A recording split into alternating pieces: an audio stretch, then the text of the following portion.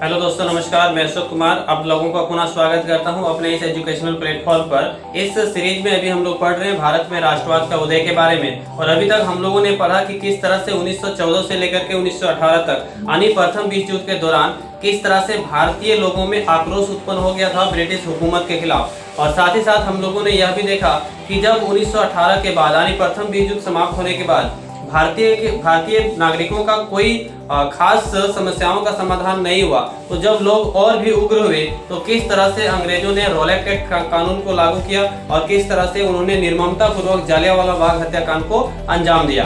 अब हम लोग इससे आगे यहाँ पर पढ़ेंगे कि जालियांवाला बाग हत्याकांड होने के बाद किस तरह से भारतीय लोगों ने महात्मा गांधी के नेतृत्व में असहयोग आंदोलन को किया।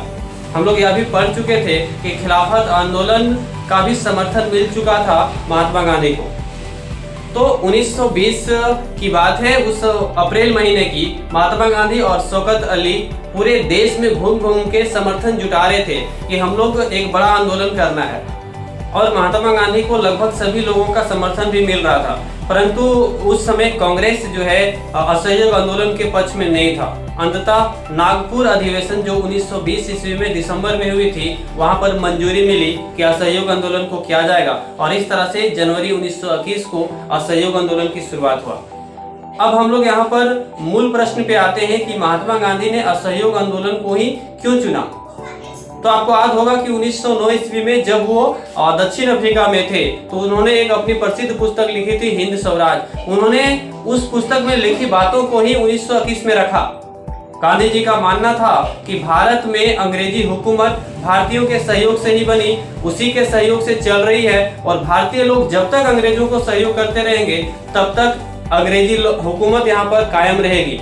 इसलिए उन्होंने समस्त भारतीयों से आग्रह किया, सभी जाति धर्म समुदाय वाले लोगों से आग्रह किया कि यदि आपको अंग्रेजी हुकूमत से छुटकारा पानी है, यदि आपको गुलामी से छुटकारा पाना है, तो सबसे पहले आप अंग्रेजों को सहयोग करना बंद कर दीजिए, यानी अंग्रेजों को हर तरह से असहयोग कीजिए।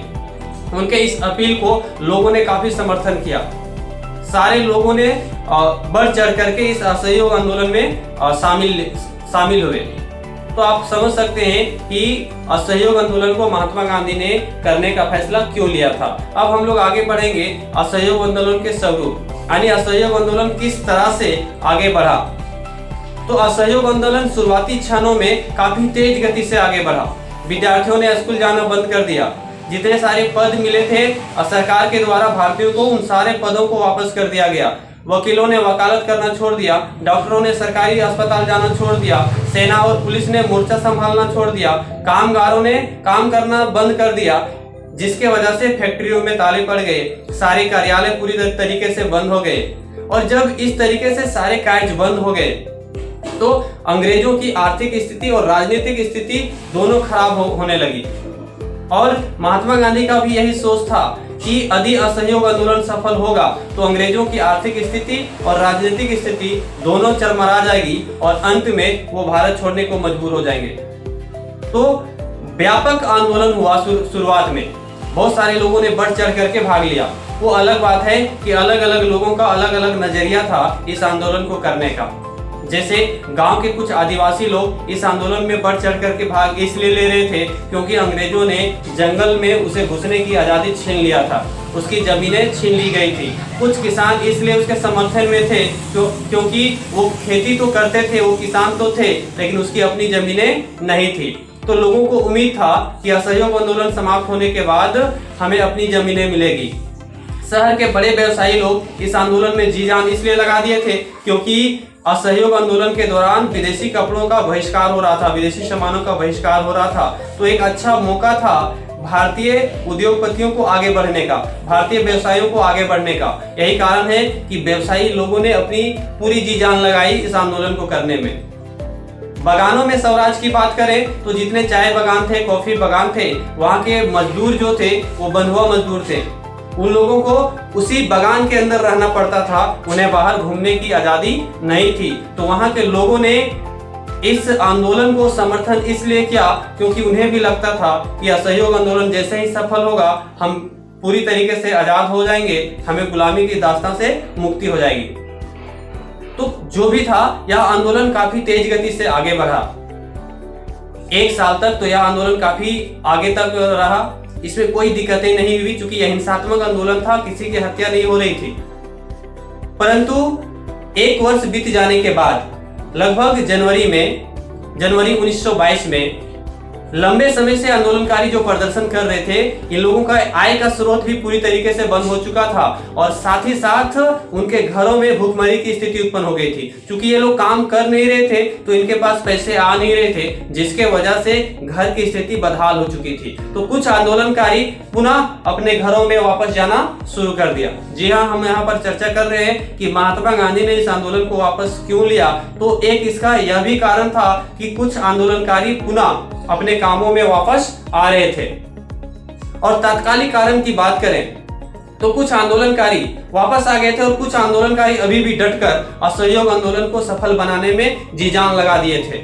परंतु 6 फरवरी 1922 ईस्वी को उत्तर प्रदेश के गोरखपुर जिले के चोरी चौरा नामक स्थान पर प्रदर्शनकारी अपने प्रदर्शन कर रहे थे और वहां पर सामने एक बाजार थी और सामने पुलिस थाने भी था।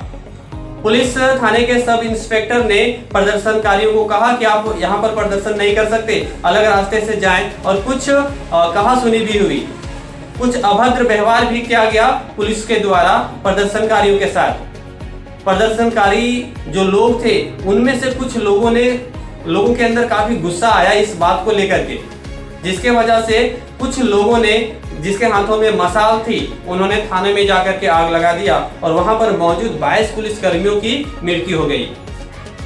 इस हिंसात्मक आंदोलन के वजह से, जो अभी तक हिंसात्मक आंदोलन चल रहा था, अचानक 6 फरवरी 1922 को हिंसात्मक आंदोलन में बदल गया और यह देश की सुर्खियों में आ गया। महात्मा गांधी इस खबर को जब सुनते हैं तो पूरी तरीके से आहत हो जाते हैं, क्योंकि अपने जिंदगी में वो सत्य और अहिंसा को अपना परम धर्म मानते थे। यही कारण है कि उन्होंने उस आंदोलन को तुरंत वापस लेने का निर्णय ले लिया और इस तरह से असहयोग आंदोलन पूरी तरीके से समाप्त हो गया।